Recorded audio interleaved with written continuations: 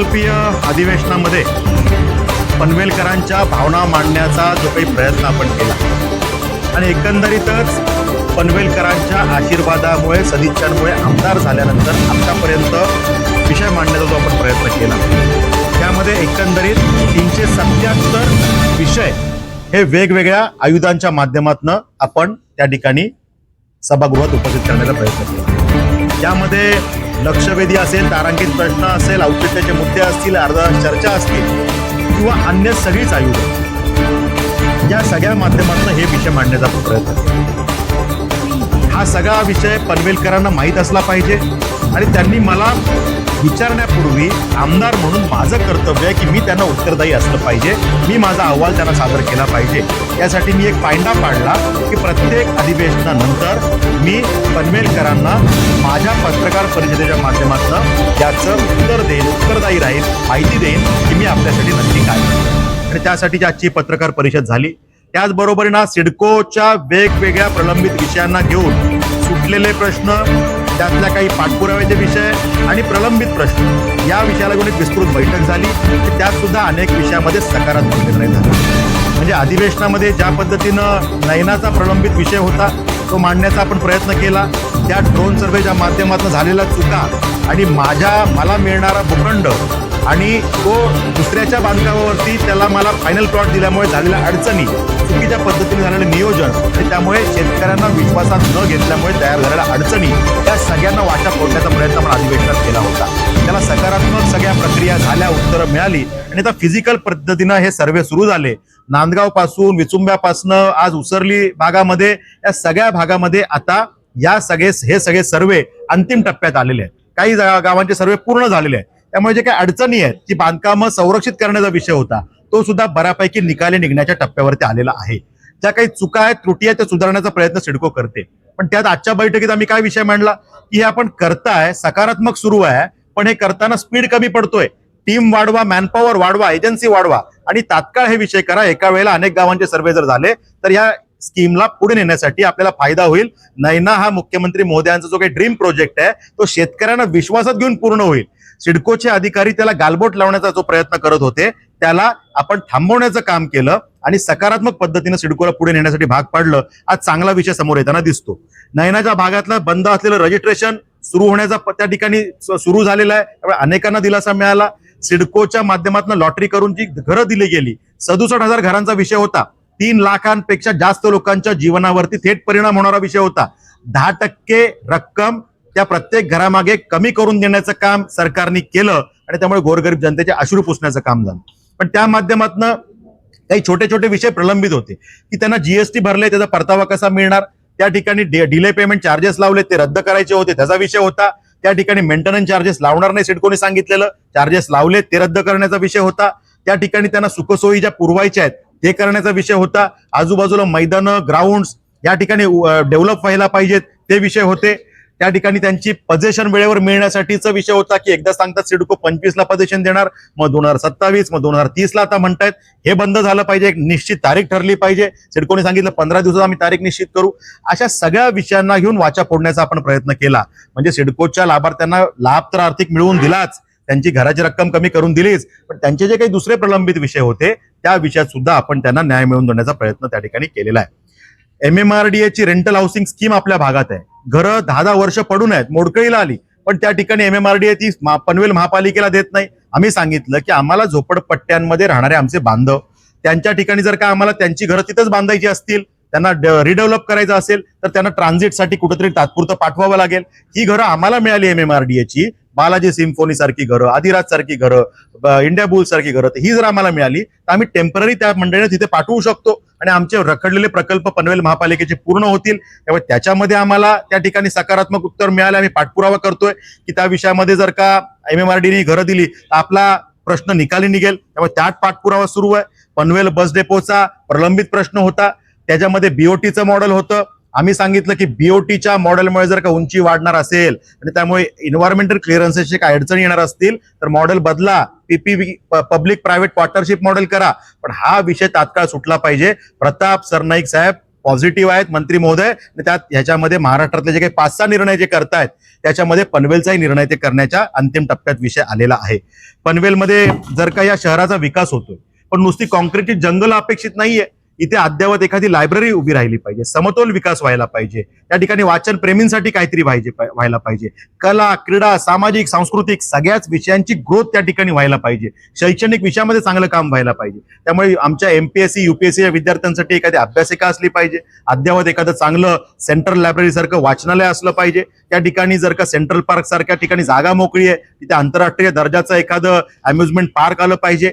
Mangrove खूप मोठ्या प्रमाणावरती खारफुटी आहे, त्या ठिकाणी मॅनग्रोव्हची उद्यानं जशी वडाळ्याला किंवा माहीमला तशी उद्यानं व्हायला पाहिजेत.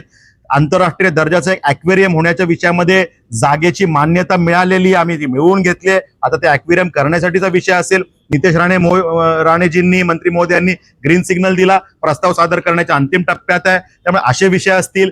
ESIC हॉस्पिटलच्या माध्यमातून कामगारांसाठी स्वतःचं हक्काचं हॉस्पिटल ते करण्यासाठी महसूल डिपार्टमेंटकडनं जागा वर्ग करून घेण्याचा विषय असेल, तो अंतिम टप्प्यात आपण आणलेला आहे. BMTC कर्मचाऱ्यांचा विषय होता. 84 साली बस सेवा बंद झाली, अजून कुठलाच मोबदला मिळाला नव्हता. आपण निर्णय करायला लावला आणि विषय मार्गी लागला. 157 कोटीचं वाटप प्रत्येक बुजुर्ग नागरिकाला आमच्या तत्कालीन जो काम करत होते 10-10 लाखाची मदत त्या ठिकाणी मिळणार आहे, मोबदला मिळणार आहे, या विषयाला सुरुवात झाली. असे अनेक विषय सोडवण्याचा आम्ही त्या ठिकाणी प्रयत्न केला. नवीन पनवेल मधल्या सेक्टर 1 ते 11 या भागामध्ये जी घरं होती, रिडेव्हलपमेंटला गेल्यानंतर त्यांना आर्थिक भूर्दंड 1-1 कोटी रुपयाच्या आसपासचे रक्कम मागत होते. आम्ही रिडेव्हलपमेंटला मान्यताही मिळवून दिली आणि सिडकोची मुजोरी त्या ठिकाणी त्यांना कमी करायला सांगून तात्काळ आम्ही त्यात निर्णय करायला लावला आणि 1ही रुपया न भरता मान्यता, अशा पद्धतीने हे निर्णय आम्ही त्या ठिकाणी करून घेतले.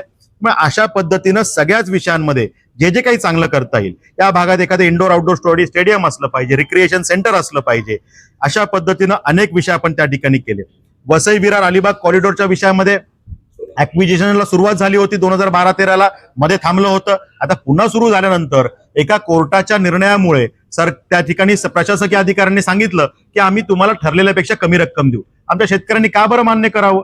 आम्ही त्या ठिकाणी आवाज उचलला, खालपासून वरपर्यंत सगळा अभ्यास केला आणि महसूल मंत्री महोदयांच्या दालनात बैठक लावून निर्णय करून घेतला आणि तात्काळ प्रशासनाला प्रस्ताव पाठवायला सांगितला की यामध्ये शेतकऱ्यांना जे काही रक्कम ठरली आहे तीच मिळाली पाहिजे. वाढीव मिळत असेल तर वाढीव द्या, पण कमी मात्र चालणार नाही, जी ठरली तेवढी द्यावी लागेल. अशा पद्धतीनं तो निर्णय आपण त्या ठिकाणी करून घेतला. त्या ठिकाणी महापालिकेला जो काही सिडकोच्या माध्यमातून प्लॉट पाहिजे, मी लक्षवेधी लावली होती, सभागृहात चर्चा झाली, पण तो प्लॉट अजून मिळत नाही. तो प्लॉट मिळण्यासाठीचा आग्रह 7-8 दिवसामध्ये तो निर्णय करण्याचं आश्वासन सिडकोने आजच्या बैठकीत दिलं. त्यामुळे ते विषय झाले. पार्किंगची समस्या दिवसेंदिवस जटिल होत चालली आहे. एका घरात 2-2, 3-3 गाड्या यायला लागल्या. भविष्यात या सगळ्या गाड्या रस्त्यावर दिसतील आणि म्हणून मग मी सांगितलं की तुम्ही आता मैदानं, उद्यानं यासाठी प्लॉट असलेच पाहिजेत, पण त्याचबरोबरीनं पार्किंगसाठी पण स्वतंत्र प्लॉटची व्यवस्था त्या ठिकाणी करा. त्यासाठी पण सकारात्मक उत्तर आम्हाला मिळालेलं आहे. त्याचबरोबरीनं शाळांना जे काही भूखंड दिले गेले त्याला लागून असलेले जनतेसाठीचे मैदानं ही शाळेला अटॅच करून दिली गेली आणि शाळेने त्याला कंपाऊंड मारून कुलूप लावून टाकलं. आम्ही सांगितलं की ते कुलूप तात्काळ उघडायचं आणि त्या ठिकाणी जनतेसाठी शाळेच्या वेळे व्यतिरिक्त ही मैदानं खुली करून द्यायची. त्यालाही त्या ठिकाणी सकारात्मक आम्हाला उत्तर मिळालेलं आहे. त्याचबरोबरीनं एक्स्ट्रा मैदानं ही जनतेसाठी करण्यासाठीची पण तरतूद करायला आम्ही सांगितलेलं आहे. त्या विषयात पण सिडको सकारात्मक आहे. महापालिकेला जे काही प्लॉट्स वेगवेगळ्या मार्केटसाठी किंवा वेगवेगळ्या उद्यानांसाठी पाहिजेत त्यासाठीचा पाठपुरावा सुद्धा आपण करतोय. त्यातही सरकार सिडको सकारात्मक आहे.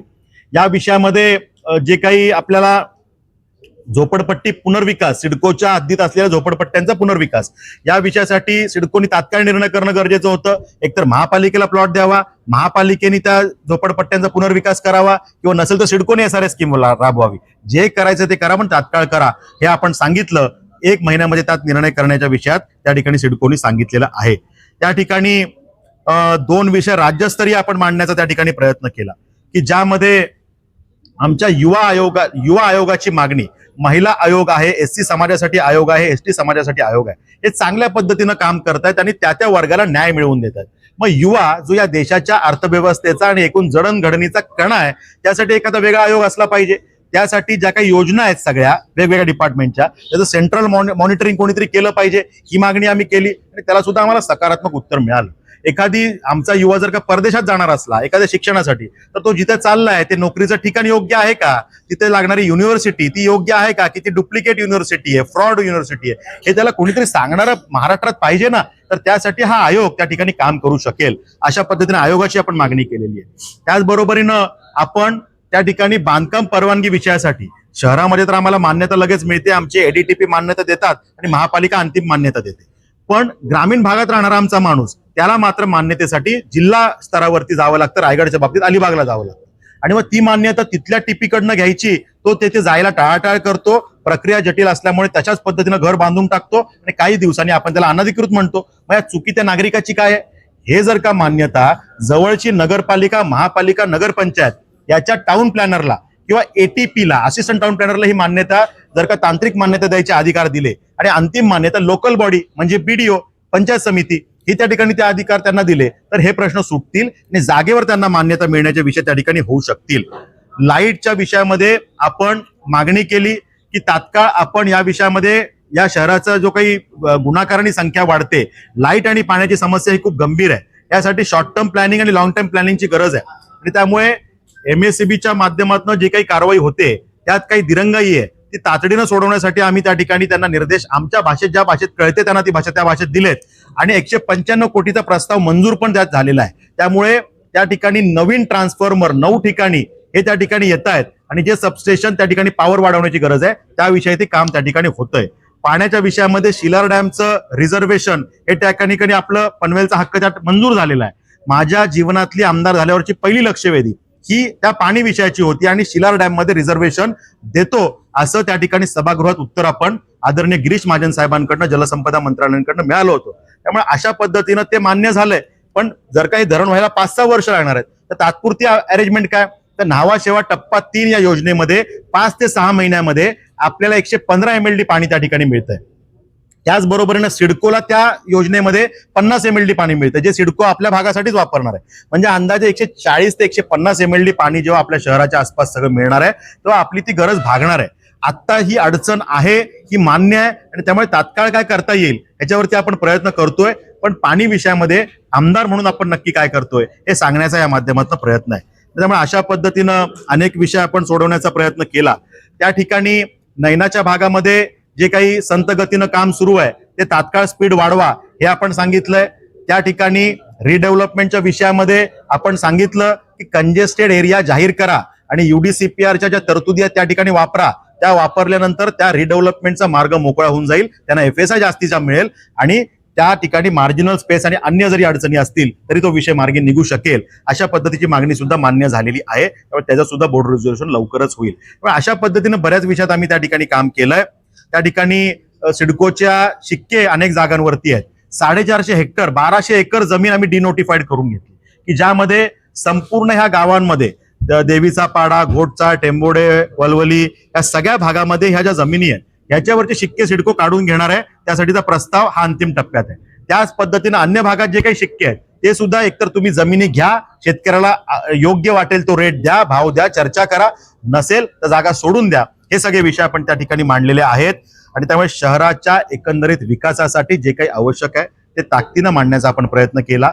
जनतेला आम्ही काय केलं हे सांगणं त्यांनी विचारण्यापूर्वीच आपण केलं पाहिजे, यासाठीचा आपला हा प्रयत्न आहे तो आपण केला.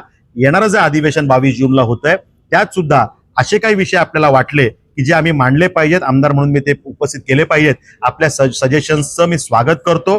जे जे विषय आपण द्याल आणि त्या ज्या विषयामध्ये काम करणं गरजेचं आहे त्या विषयांना न्याय मिळवून देण्यासाठी मी त्या ठिकाणी प्रयत्न करीन. आणि त्या ठिकाणी आपल्याला त्या ठिकाणी आपण सगळ्यांनी मला काम करण्याची आमदार म्हणून जी काही संधी दिली आहे त्या संधीचं सोनं करून जनतेच्या कल्याणासाठी, त्यांच्या अश्रू पुसण्यासाठी जे काही करता येईल ते करण्याचा मी प्रयत्न करतोय. धन्यवाद.